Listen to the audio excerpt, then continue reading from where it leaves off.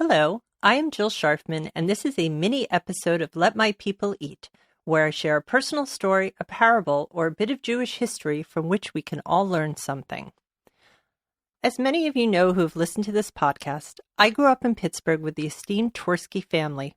Dr. Twersky is a psychiatrist and founder of Gateway Rehabilitation Center in Pittsburgh, one of America's leading facilities for addiction treatment. He is an author, lecturer, and an ordained rabbi who traces his ancestry to the Baal Shem Tov, who is the founder of the Hasidic movement. His wife, Goldie Twersky, of blessed memory, was one of my favorite high school teachers.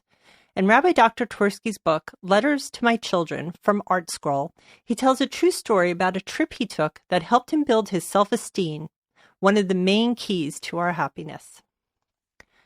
I was the medical director of a 300-bed psychiatric hospital, which had the only emergency service in an area of 4 million people. If a nurse could not reach the patient's private doctor, I would be called.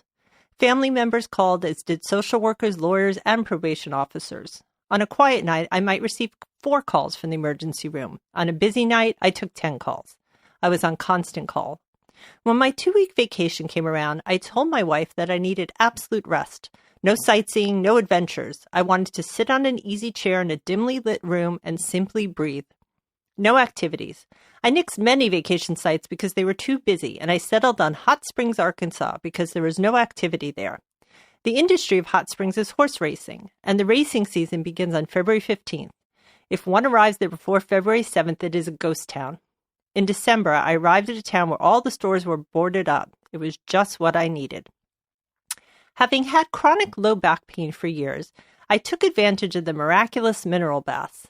An attendant ushered me into the cubicle where I immersed myself in a whirlpool bath. This was paradise. I was not available by telephone. No one could reach me. I had the absolute peace and quiet I had been craving. After about 5 minutes, I emerged, thanking the attendant for his heavenly experience. "Where are you going?" the attendant asked. "I don't know," I replied. "What's next in the treatment?" The attendant said that in order to continue with the treatment, I must remain in the whirlpool for 25 minutes. I returned to the tub, but after 5 minutes I said, "Look, I have to get out of here." The attendant said, "In that case, you can't go on with the treatment." Unwilling to forfeit the treatment, I returned to the tub for 15 minutes of misery. This was a rude awakening. I'd been able to tolerate unrelenting stress at the hospital for 3 years, but I could not tolerate the peace of paradise for more than a few minutes. Obviously, something was drastically wrong.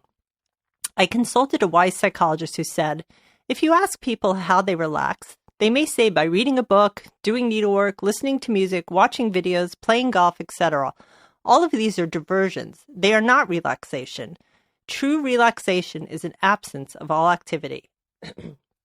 In your whirlpool, you were deprived of all possible diversions. There was nothing to read, nothing to watch, nothing to listen to, and no one to talk to. Being stripped of all diversions, you are left in the immediate company of yourself.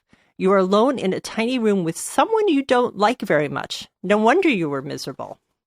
This rang true, and I began to do a soul searching to find what was so appalling about me that I could not stand my own presence. I gradually realized that my self-concept was seriously flawed, and I embarked on a journey to discover my real self. That I was successful is evident from the fact that I've been back to the hot springs several times, and I enjoy a full 25-minute peaceful whirlpool. I am Jill Scharfman, and I hope this makes your day a little more satisfying.